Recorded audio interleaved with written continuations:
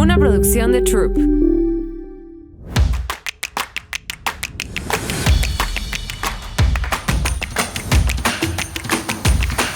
El podcast de Carlos Moret. El día de hoy, en este episodio tan particular, una de mis invitadas es toda una leyenda. Gracias. Hermelinda Ruiz, que fundó el colectivo Madres Independientes Buscando a sus Hijos, que opera principalmente en Nayarit. Mina es originaria de Teotihuacán, su hijo desapareció en Aldama, Tamaulipas, y el colectivo en Nayarit se formó debido a la información que indicaba que su hijo podía haber sido visto ahí. Madres Independientes Buscando a sus Hijos está compuesto por un grupo de madres que se niegan a rendirse y continúan luchando para encontrar a sus hijos, buscando incansablemente con sus propios medios. Querida Mina, muchísimas gracias por estar aquí. Gracias a ustedes, porque esta visibilización que hacen de nuestros casos hace que el gobierno nos voltee a ver. Porque yo siempre digo que vamos a buscar a nuestros desaparecidos con el gobierno, sin el gobierno o a pesar del gobierno, pero llega un momento en que topas con que los que tienen la atribución son ellos. Por ejemplo, cuando las compañeras buscan en campo, yo tengo la esperanza de buscar a mi hijo y encontrarlo con vida. Incluso la acotación que hiciste de que busco en Nayarit porque ahí tuve noticias de que podía estar, lo vieron vivo, lo vieron en situación normal, no en situación de calle, ni mucho menos. Pero también tenemos que ver que tenemos en contra que los buscamos con una foto de hace 14 años. Entonces pueden confundirlo, puede que sea, puede que no, mi corazón dice que sí. Y ahorita tengo la pila muy cargada en mi corazón porque nos invitaron tus compañeras a Harvard y fue una compañera de nosotros en representación de otra, que también es un tema que te quiero tocar, la salud. Su hijo vio cómo se llevaron a su hermano y se hizo diabético, estaba muy deprimido, no se cuidó y murió mientras nosotros estábamos allá en Boston. Y la compañera que fue a representarla está buscando un hijo y cuando regresó le levantaron a otro hijo. Pero a mí desde que vi la foto del hijo, se llama Humberto, algo me contactaba con él, que yo le dije a mi amiga Luz, me late mi corazón, dice que vas a encontrar a tu hijo vivo y pronto. Y antes de los 2 meses lo encontró y vivo. ¿Lo encontró? Sí, lo acaba de encontrar hace una semana. Y yo estoy muy contenta porque digo, bueno, mi corazón no está tan atrofiado por tantas emociones.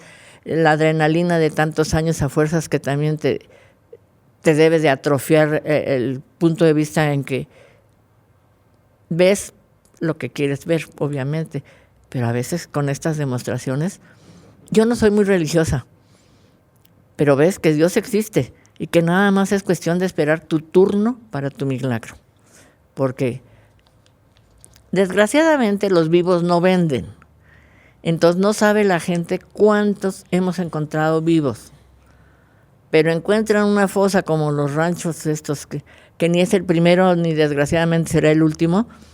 Y tenemos un mes hablando del bendito rancho de Izaguirre, que ya tuvo su costo político y todo, cuando la mayoría de la gente no sabe que ese rancho estaba intervenido hacía más de 6 meses antes de que las madres entraran.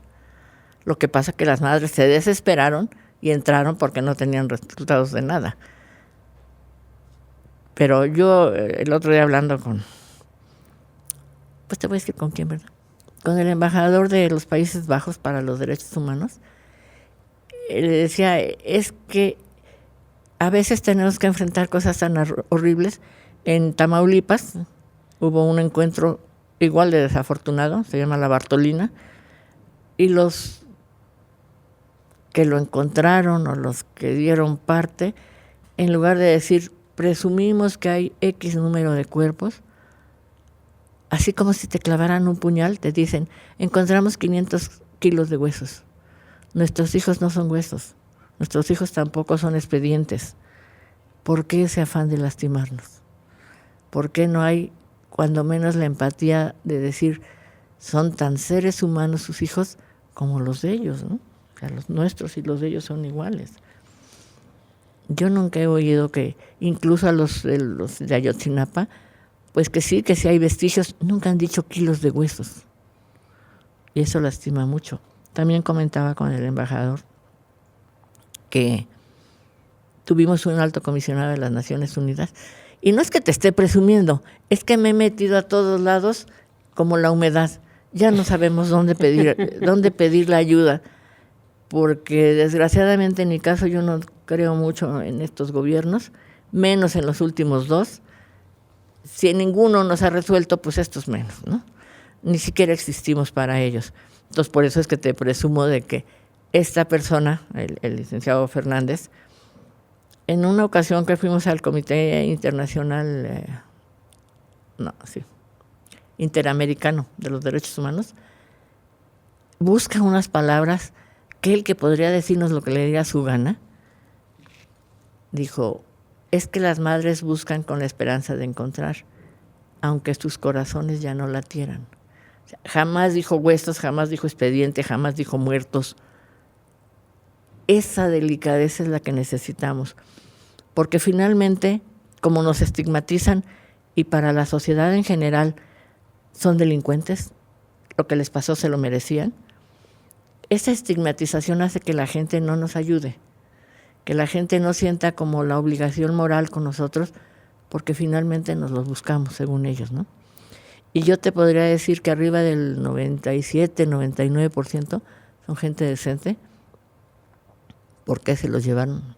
No encuentro una explicación, porque si tú ves las fichas de búsqueda, hay jóvenes, viejos, güeros, prietos, chaparros, gordos, bebés, inclusive, viejos que ya no servimos para nada, ni para trabajar, ni para donar órganos. No hay una lógica, no hay un perfil, y eso es lo que hace más difícil las búsquedas en México. Hablábamos en algunas reuniones de la prevención. Yo le decía a un compañero de Serapaz. Serapaz son servicios para la paz y nos apoyan mucho, es una ONG, y que yo casi no hablo de la prevención porque no creo en la prevención, porque a mí en un momento dado me molesta que alguien diga: es que si evitamos el consumo de drogas se va a evitar las desapariciones. Mi hijo no consume drogas. Que si las malas compañías, que si las mamás nos descuidamos, mi hijo tenía 39 años cuando se lo llevaron. Entonces, ¿cómo previenes a un adulto profesionista, gente decente, que no consume drogas? ¿Cómo lo previenes? Desde mi punto de vista, y no está en nuestras manos, la única manera de prevenirlo es que la impunidad no sea del 99% que nos dio la Cruz Roja Internacional. Y eso porque nos dio un 1% como elegantes para defendernos, ¿no? Pero si tenemos el último registro, ayer estaba oyendo que ya somos más de 130,000 familias. Yo me quedé en 127,000. Yo me quedé en 120. Yo 127,000. Y ahí sigue habiendo 36 sentencias de la Procuraduría. ¿No esa es una impunidad total? Entonces, mientras haya esa impunidad, ¿qué previenes? ¿Cómo lo previenes? Una de las cosas, Mina, con la que arrancamos este podcast era que todos pensamos que no te va a pasar a ti. Sí. Que justo eso, hay hasta una campaña sucia de, claro, se lo merecen, pues estás metido en malas compañías.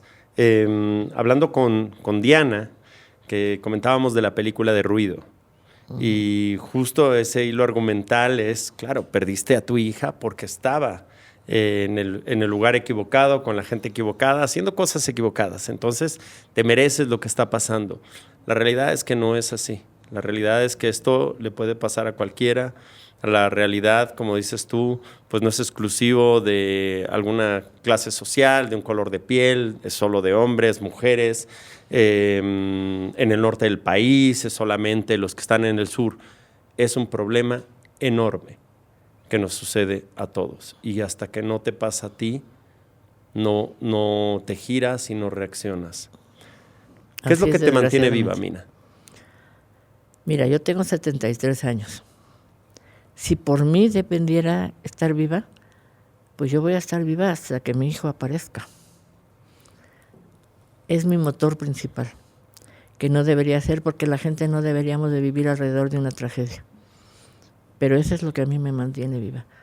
tengo muchísimas ganas de abrazarlo otra vez. Muchísimas ganas de decirle, perdona, mi hijo, porque no te abracé más fuerte cuando te fuiste. Nunca pensé que iba a pasar 14 años sin verte. Nunca pensé que te iban a estigmatizar tanto, empezando por el gobierno que fue el que te falló, que fue el que te debía haber cuidado, que fue el que nunca debió hacerse cómplice del crimen organizado, porque además te voy a ser honesta, tú dijiste que yo podía decir lo que sea y soy la políticamente... Puedes decir lo que quieras. Soy la políticamente incorrecta. El gobierno lo único que tiene organizado es el crimen. Todo lo demás es un desbarajuste.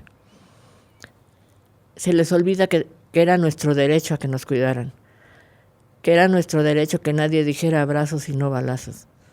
Abrazos para las gentes buenas y balazos para las que se lo merecen.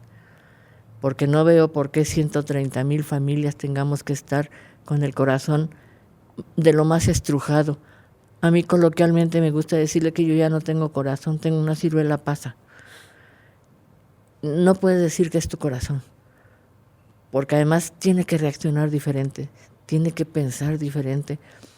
Todos los días yo digo, hoy qué puerta tengo que tocar, ¿quién me querrá ayudar? ¿Quién irá a resultar positiva esa ayuda? Porque como te decía, yo me he metido como la humedad en donde he podido. En las plataformas del gobierno, que volví a ir este año, porque nos mandaron a unas mesas de gobernación a la secretaria de Gobernación. Y entonces, bueno, de algún modo depende de ella. Ella tiene como la calidad de poder tomar decisiones, pero normalmente no nos mandan, bueno, ni nos recibían. Y cuando nos recibían era el segundo del segundo del segundo. Entonces, muy buenas gentes, yo no digo que no, pero no tienen la capacidad de decisión. Y nosotros necesitamos quien decida. A mí me gustaría que quien presidiera estas juntas con las familias fuera la presidenta para poderle pedir, pon a la gente con el perfil adecuado, si no, nunca vamos a encontrar a nuestros familiares, por más que las familias nos esforcemos, por más que trabajemos y hagamos multiplicación de recursos, desde las uñas hasta los pasajes de avión, todo es por nuestra cuenta. Pero si cuando tú encuentras algo y tienes que recurrir a la Fiscalía o a la Comisión Nacional de Búsqueda y ya te topaste con un ignorante, pues ¿qué vas a hacer? ¿Cuál es el mayor problema al que te enfrentas tú y todos los colectivos? Toda la parte burocrática, administrativa.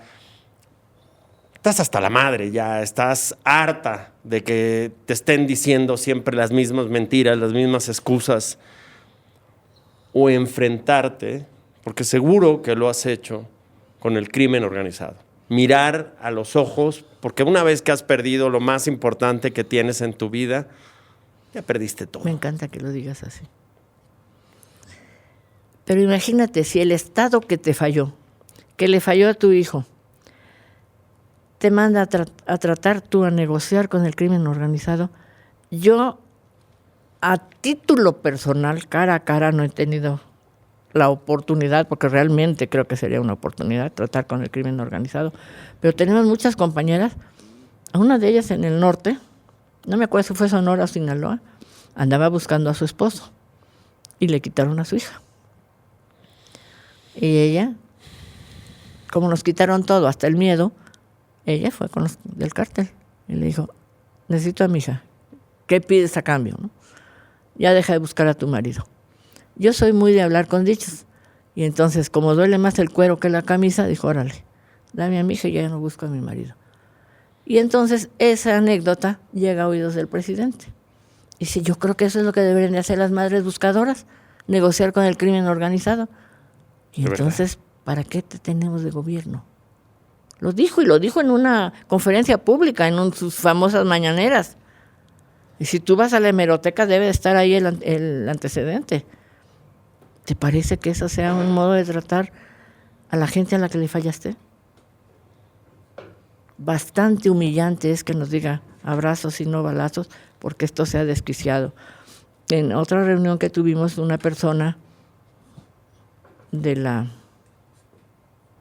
pues es que ahora le dicen el contingente, la colectividad, un LGBTQ, y yo de grosera digo X, Y y Z porque no me sé todas las letras. Decía que ahora los ven, ahora los visibilizan, ahora. A nosotros no. A nosotros, si tú le preguntas a alguna gente en la calle, ¿cuántos desaparecidos hay? La mayoría te va a decir que 43 de Ayotzinapa.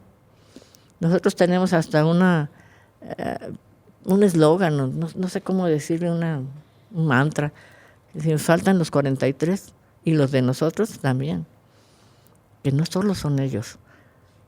Ellos recurrieron a la ayuda internacional y les han hecho mucha publicidad, que desgraciadamente tampoco les ha servido porque no han encontrado a ninguno.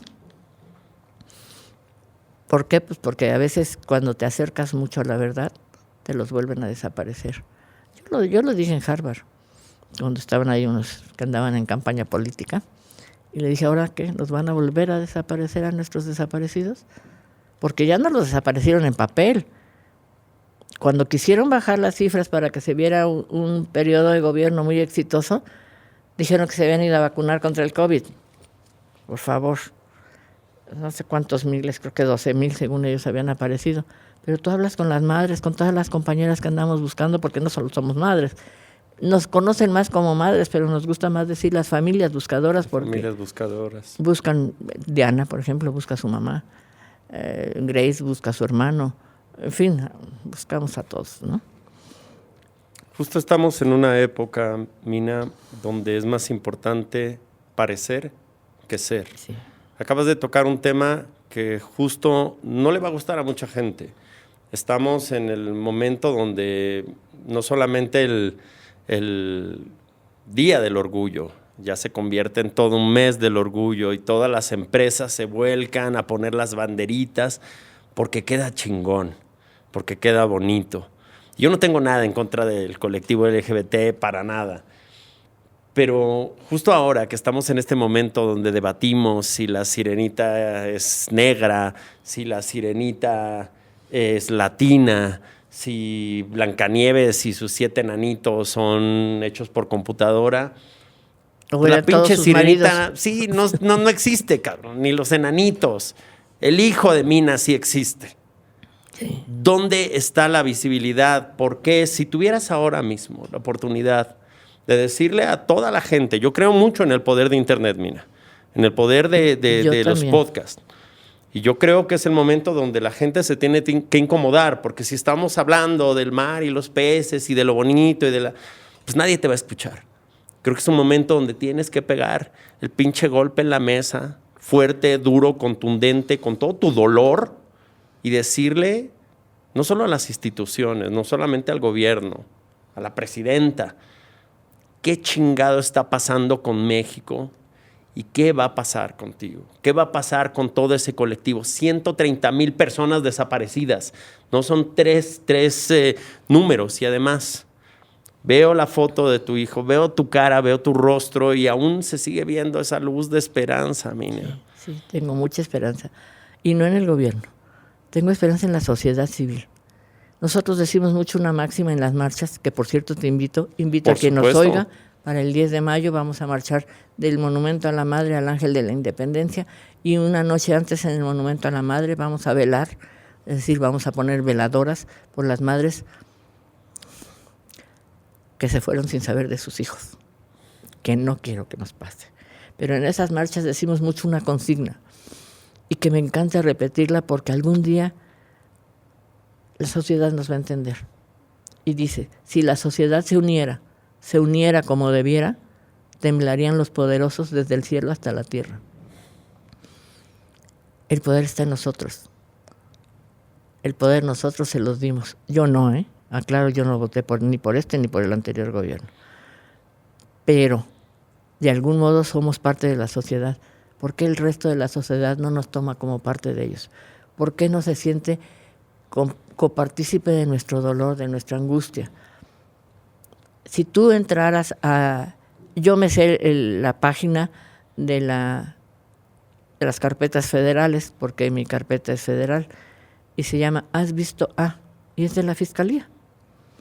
Y yo les insisto mucho, si todos adoptáramos 5 caritas, que ojalá una sea la de mi hijo, pero todos son hijos de alguien, mamá de alguien, papá de alguien, hermano de alguien. Todos merecen que se les busque. Pero si entráramos ahí y vieras lo que yo te digo, hay bebés, hay niños, adultos, adolescentes, adultos mayores, como yo te decía, gente que ya no servimos para nada, ni para trabajar. No digas eso, tú sirves para mucho, Mina. Nos acaba de invitar a través de Red Lupa, una empresa editorial, a escribir nuestras biografías. ¿Cómo crees que se llama mi biografía? ¿Cómo se llama tu biografía? La vida útil de una madre. Qué bonito. Es en Redige. El libro se llama Desaparecer no es natural. Entonces me encanta porque si tú lees las 12 biografías de las que participamos en el concurso, no gané, no soy escritora, ni me importa ganar, me importa visibilizar. Yo lo único que quiero recuperar es a mi hijo. No quiero premios, no quiero culpables, no quiero una disculpa pública, porque me platicaban de una persona que no encuentra a su hija y le van a dar mañana aquí en la Ciudad de México una disculpa pública. Me parece un teatro político tan insultante. Tráeme a mi hijo y bailo con penacho en el Zócalo si quieres, pero no me vengas con una disculpa pública, por favor, si no has encontrado a mi hijo. Y ese papel sí está más en nuestra sociedad, porque si todos adoptáramos esos 5 a los que yo te refiero, porque se parece a tu sobrino o al que te hace el jardín o al señor de la tienda de la esquina, por la razón que quieras, te grabaste esas 5 caritas, verías qué rápido los encontrábamos. Pero te desespera ver cuánto trabajamos en pegar las fichas de búsqueda.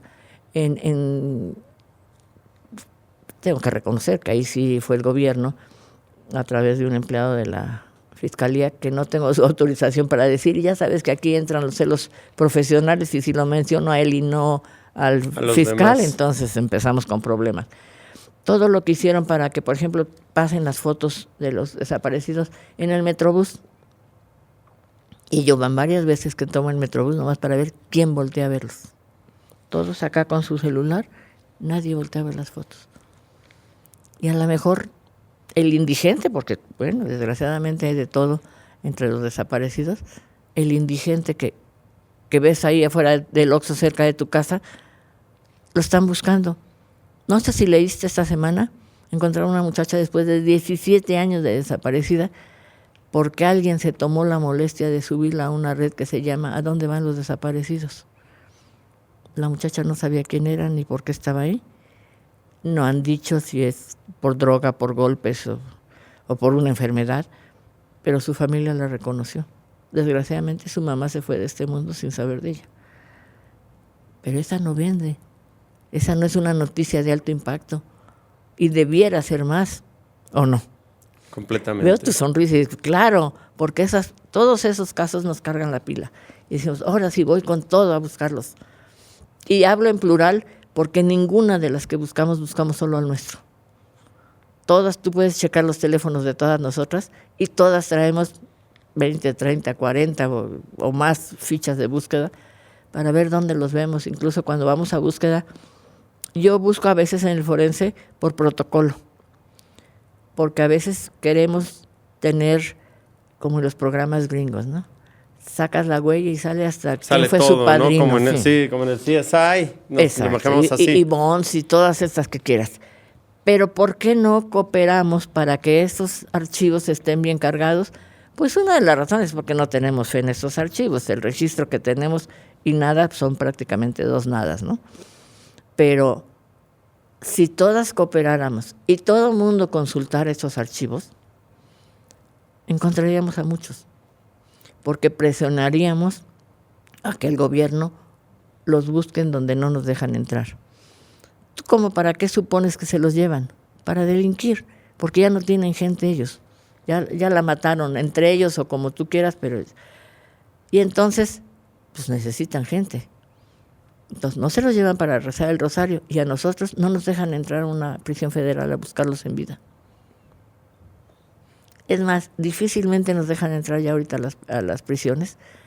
Y yo alegaba que tenemos ayuda internacional que nos regalaron. Y me gusta decirnos, porque algo nos tocará, escáneres de huellas. Si el gobierno se tomara en serio la búsqueda, especialmente la búsqueda en vida, como dice la ley, esas huellas tendrían que votar con un arreglo que ya hizo la ONU, con el INE, para que te digan esas huellas de quién son. No con quién está registrada en un penal. Esas, en el INE, de quién son. Y verías cómo nos encontrábamos, porque muchos han de estar en las cárceles. Hubo un lugar disque de ayuda para las gentes en situación de calle en Altamira, Tamaulipas, y no nos dejaban entrar a buscar ahí. Y ahí aparecieron 4 vivos. Explícate por qué no nos dejan entrar, porque también están intervenidos por el crimen organizado. No hay otra explicación, cuando menos no en mi cabeza. Ellos mandan afuera y adentro de esos lugares y entonces, pues no, nos conviene tenerlos ahí y que nadie los busque, ¿no? Más bien que nadie los encuentre, porque no nos van a hacer que no los busquemos. ¿Qué le dirías si tuvieras la oportunidad de que te escucharan las personas que se llevaron a tu hijo? ¿Qué les dirías a ellos? Ponte en mis zapatos. No me voy a dar por vencida. Y yo no quiero culpables ni busco culpables. Quiero a mi hijo. Y me quiero morir en paz, volviéndolo a abrazar, volviéndole, como te decía, a pedir perdón porque no lo abracé más fuerte el día que lo vi. Yo lo vi a las 12 del día y a las 4 de la mañana siguiente se lo levantaron. Él había venido aquí a la casa. Yo vivía con él, pero venimos a la casa y yo me quedé a hacer algunas cosas en la casa de aquí de Teotihuacán. Cuando me hablan a las 5 de la mañana que lo levantaron en su negocio. Él tenía una disco los fines de semana. Era agente aduanal de lunes a viernes, pero como hay que pagar piso, los fines de semana era más caro. Entonces sus empleados, en lugar de que los despidiera, lo animaron a poner una disco en Aldama, Tamaulipas. De ahí lo fueron a sacar. Mi hijo no toma, mi hijo no se droga, mi hijo no tiene tatuajes. O sea,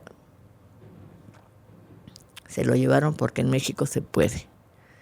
Pero igual, si es la impunidad tan alta, ¿qué les cuesta devolvernos a nuestros hijos? Van a quedar impunes de todos modos, porque no los vamos a seguir buscando. Es un desgaste tan grande que buscamos por amor, no por venganza. Entonces, en cuanto nuestros hijos aparezcan, hagan de su vida un papalote que ya le entregarán cuentas a Dios. ¿Cómo quieres que acabe tu historia, Mina? Con mucho éxito, volviendo a abrazar a mi hijo. Y después de ese día, si al día siguiente Dios me quiere recoger, yo estoy lista. Ayer le hablaba a una amiga y me decía, ¿qué chiste tiene si le estás pidiendo a Dios que venga tu hijo y al otro día te mueres? No lo vas a disfrutar. Lo disfruté 39 años. Y el solo hecho de que vuelva, mi hija es soltera, que mi hija no se quede sola, yo lo voy a seguir disfrutando desde donde Dios me lleve. ¿Cómo compaginas eso, 2 hijos? Porque evidentemente has dedicado más tiempo a tu hijo desaparecido. Había un funcionario de la Comisión Ejecutiva de Atención a Víctimas que ahorita está en Guanajuato. Ay, sí te voy a decir porque me parece muy admirable de él. Se apellida ya se me fue el nombre, ya ves, Rochín. Cuando un día le presento en una de las juntas a mi hija está ahorita en el estacionamiento. Mi hija es la niña del coche, me lleva a todos lados, me acompaña a todos lados, pero no le gusta salir de nada. Vamos al forense, ella no quiere ver fotos, ella no quiere ver nada, ella es mi compañía. Pero Rochín decía, muy acertadamente desde mi punto de vista, que todo el mundo pensamos en las madres, pero difícilmente pensamos en los hermanos. Y los hermanos tienen una doble pérdida.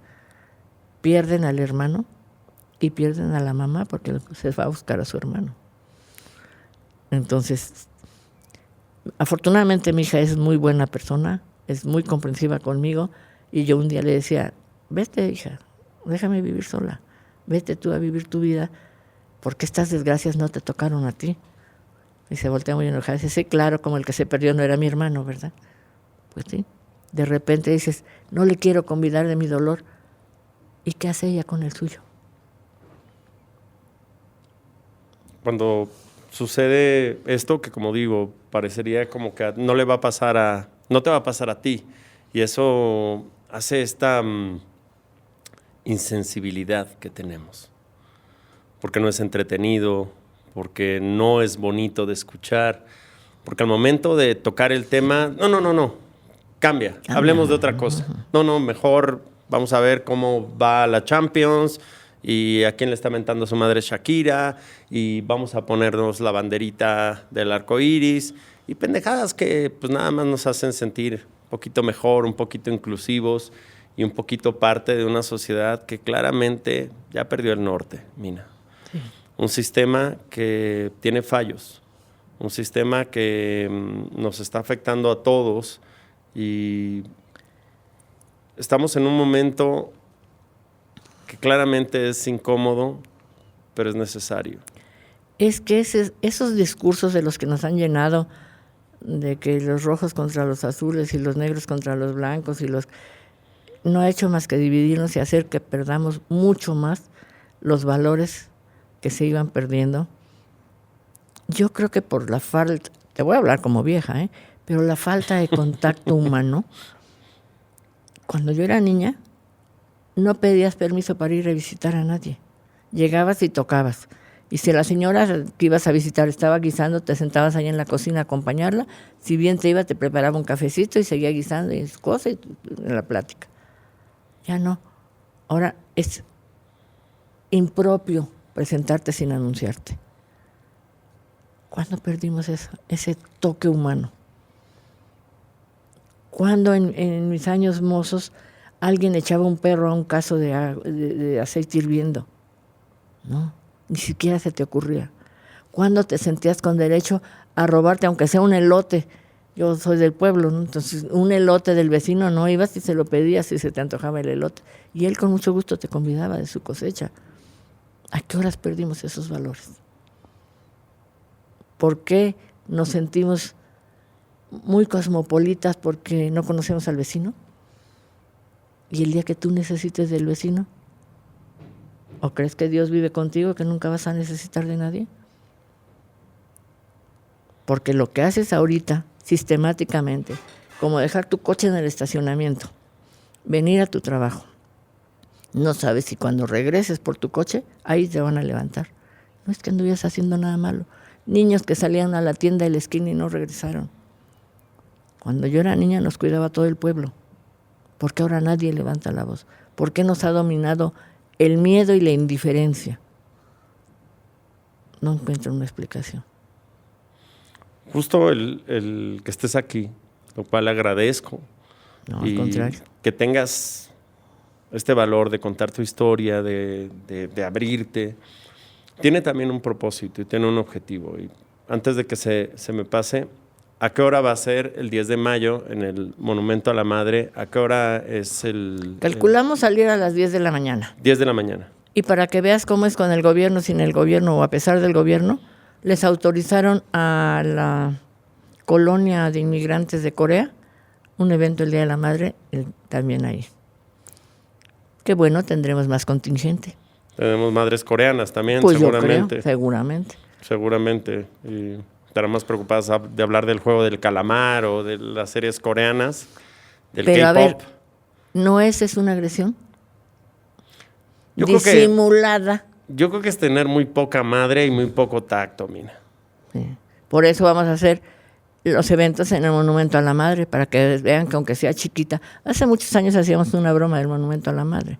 ¿Sabes por qué la torre es mucho más alta que la estatua de la Madre? ¿Por qué? Para que nos den primero en la torre y luego en la Madre.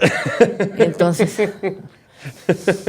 es un chiste de mal gusto, pero finalmente ve cómo ni ahí nos dan la importancia a las madres.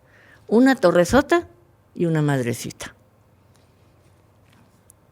Pero el que permitan otro evento con permiso, anunciado y todo, pues me da a mí la personal impresión de que nos quieren invisibilizar.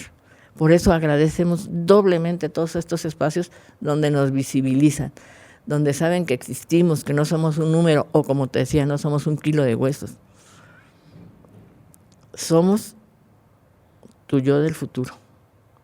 Ojalá que no. Pero no sabes si lo que yo estoy viviendo ahorita te va a tocar vivirlo mañana. O a tu mamá, o a tu esposa, o a tu hermana. Ninguno estamos a salvo. Qué importante que lo digas de esa forma, porque justo es eso. No, lo que le decimos a la audiencia no solamente es, pues sí, estamos hablando de 130,000 desaparecidos cada hora. Desaparece una persona en México. No es solamente las historias, o un poco más. Lo importante es qué haces con esas historias. ¿Qué pasa después de que alguien que te está escuchando, que te está viendo y dice que poca madre y llora y se pone triste y se pone mal?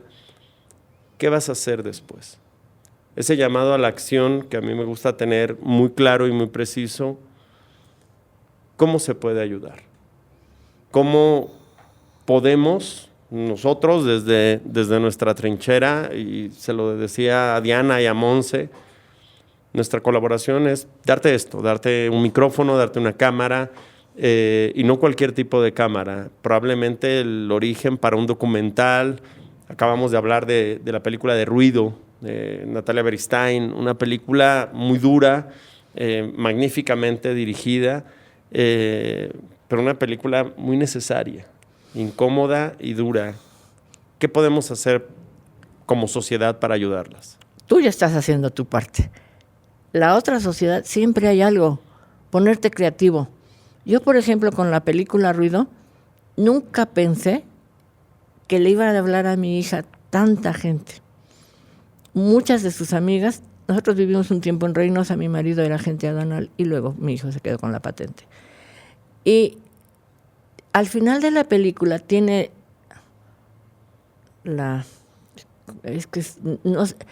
hay palabras que quisiera que dijeran tanto que no las encuentro. Tuvo el detalle precioso de poner fichas de búsqueda de las que participamos en la película. Yo no participé porque teníamos cita en la fiscalía y se quedó mi hija. Y mi hija sale 2 segundos junto con Diana al principio de la película. Y entonces mi hija no había ido a algunas reuniones de la preparatoria allá en Reynosa y le hablaron todas sus amigas. Ay, no, que estabas muy ocupada, que haciendo otra especialidad, vas por el Oscar, quién sabe qué. Y yo le digo, ¿cuál Oscar? Vimos las fichas, te vimos en la película y vimos las fichas y vimos a Beto, tu hermano. Ellas lo conocieron perfecto. Si yo pensé que tu mamá ya no lo buscaba.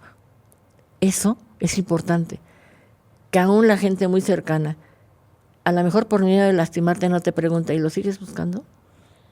Mi nieto es el único que me dice, ay, abuelita, tú sigues buscando a mi papá, ¿verdad? Le digo, sí, mijito. Hay 2 razones solamente por las que yo dejaría de buscarlo. O lo encuentro o me muero. No hay más. Y yo creo que por mi voz se expresan todas las que andamos buscando. Por eso es tan triste que se queden en el camino. Por eso es tan triste que las maten los criminales o el gobierno. ¿Por qué digo que el gobierno? Porque a mí me gusta mucho hacer esta similitud con los aviones. Si los aviones se les reconoce la fatiga del metal por estrés, ¿por qué a nosotros no? Muchas se están yendo de cáncer, de diabetes, de depresión, y todo es por la depresión, por el estrés de tantos años de buscar y no encontrar, y de buscar sin apoyos. Claro que contamos con muchos apoyos, pero no el apoyo, como yo te decía, cuando ya entra la atribución del gobierno, ahí es donde nos enfrenamos. Es desesperante, cuando te tienes que cuidar que el gobierno no sepa dónde vas a las búsquedas, porque ellos te pueden poner la diana y no Dianita Gutiérrez, el tiro al blanco en la espalda, porque a las que se han matado, no las matan en las búsquedas, las matan cuando ya están de regreso, cuando ya sienten que son sus espacios seguros. Otra de las compañeras de Monse me preguntaba que yo dónde me sentía segura, después de más rollo, porque tenía que echarle rollo, porque analicé que pues no, nada. Antes nos sentíamos seguras en nuestras casas, ahora las sacan de sus casas. Pues si no es en las manos de Dios, yo no encuentro un lugar seguro. Hace 3, 4 días asesinaron a una de las madres buscadoras, que además ya había varios antecedentes de amenazas. Llega tal tu fuerza, tu voz, que no hay otro modo de hacerte callar que no sea así. Has cambiado hasta leyes. Al final, ese ruido, al final convertirte en esta persona incómoda. Sí. Funciona. Nos volvemos muy incómodos para el gobierno. Y hay muchas películas. Ruido, muy marcadamente nos invitaron a participar a las víctimas, pero hay otra que a mí me gusta mucho que se llama La Civil. Sí. Eso expone una experiencia que viven muchas madres y que es criminal.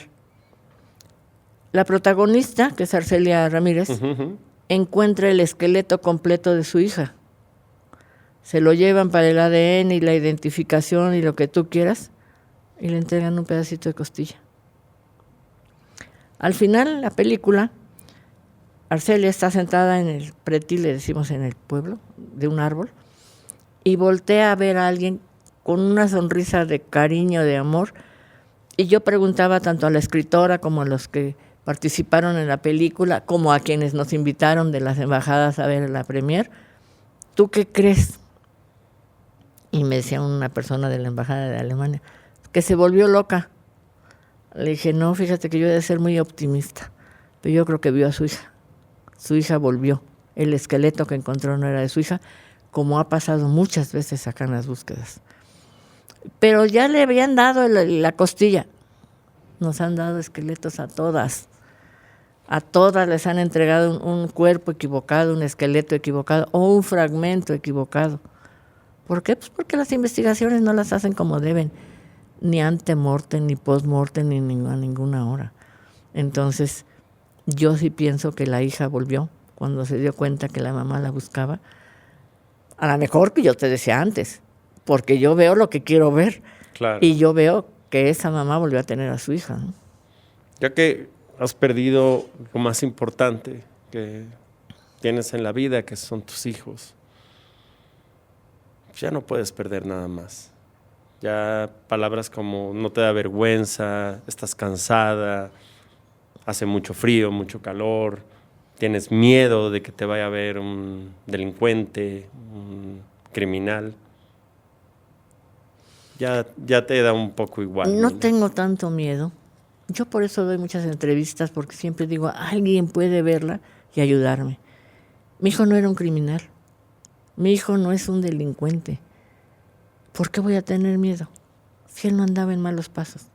Como te digo, yo me atrevo a decir que, y eso porque me pongo conservador entre el 97 y el 98, porque habrá los prietitos en el arroz, no digo que no. Habrá quien se va con ellos, pues hasta por la falta de oportunidades que tampoco da el gobierno, ¿no? Entonces, no si hay gente a la que las han amenazado y cuando se llevaron a mi hijo ni siquiera dijeron vamos a ir por tu hijo. No tengo miedo. Se habla mucho del porcentaje, al menos las cifras oficiales, de un 95% de personas que aparecen, que se recuperan. ¿Es así o es...? Me parece que está exagerado el número. El número, porque sabes que tenemos otro problema, las cifras negras. Nosotros estamos hablando, tus datos de 130, los míos de 127, finalmente son vergonzosos los dos, pero son los que levantaron un acta. En las búsquedas hemos encontrado muchísima gente que dice, oiga, pero yo no tengo dinero para buscarlo. Mi hijita saca una anafre y vende gorditas afuera de tu casa, porque nadie te va a dar el dinero para buscarlo. Es cuestión de amor, de que veas de dónde sacas para irte a buscar a tu familiar. Pero todas esas están en la cifra negra. La que tiene miedo, la que no sabe ni leer ni escribir, porque los fueron a bajar de la sierra. Las que no tienen con quién dejar a los otros hijos. O sea, la cifra negra puede ser, dicen que la cifra negra se calcula en todos los delitos en 3 veces la cifra oficial, pero yo creo que pasa de esa cifra. Porque en este crimen en especial, por ejemplo, un robo no lo denuncias porque no vas a recuperar tus bienes, dices, ay, nomás voy a perder el tiempo, ya perdí los bienes, ahora voy a perder el tiempo, ¿no? Pero en este caso no. Aquí no denuncias por otras muchas razones, no por pérdida de tiempo. Porque mírame a mí, con mis 73 años tengo 14 años y medio buscando a mi hijo. Y yo como las mariposas que se guardan de la lluvia, porque si te dañan las alas ya no van a poder volar. Cuando no puedo, me guardo para cargar otra vez la batería y volver a salir. Pero darme por vencida, no. Eso no va a suceder. No. Yo creo que si de algún modo creemos en los fantasmas y todas estas cosas, muerta voy a venir a buscar a mi hijo. Con Diana tenemos un trato. La que se muera primero, si encuentra en el otro lado a su familiar, por ejemplo, en mi caso, si yo encuentro a la mamá de Diana, le voy a venir a decir que ya no la busque, que ya está allá. Y si ella se muere primero y encuentra a mi hijo, también me va a venir a decir. ¿Cómo? No sé. Pero yo creo que ya vamos a estar más cerca de Dios después de tanto sufrimiento y Dios nos va a dar chance de venir, ¿no? Querida Mina, muchísimas gracias por tu tiempo. A veces hago estas bromas porque no quiero llorar. No me gusta llorar en público. Pues deberías de hacerlo. Yo creo que llorar... Yo lloro mucho, pero... Llorar es lo que no nos en hace público. vivos. Llorar, casualmente, fue el primer sonido que escucharon nuestras madres para saber que estábamos vivos. Y llorar también es un símbolo no solamente del dolor, es un símbolo de que seguimos aquí. Que sana el alma. Mina, muchísimas gracias por tu Muchas tiempo. gracias a ustedes. Gracias. Te voy a ver el sábado, el 10 de mayo. Primero Dios. Dicen que un hombre se mide por lo que dice, no por lo que dice, por lo que Por lo hace. que hace. Ahí Así nos que vemos. muchas gracias por tu tiempo, muchas gracias por compartir, muchas gracias porque dentro de todo tu dolor y toda la oscuridad irradias una luz que ni siquiera en este estudio podríamos gracias. tener la tecnología para ver esa mirada de esperanza, Muchas esa gracias. sonrisa.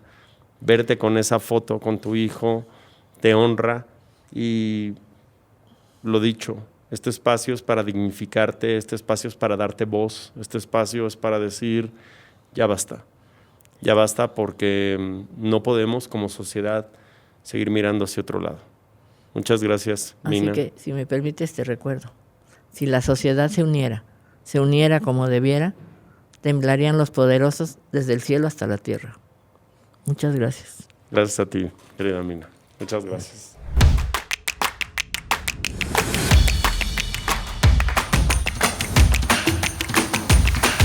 El podcast de Carlos Moret. Una producción de Troop.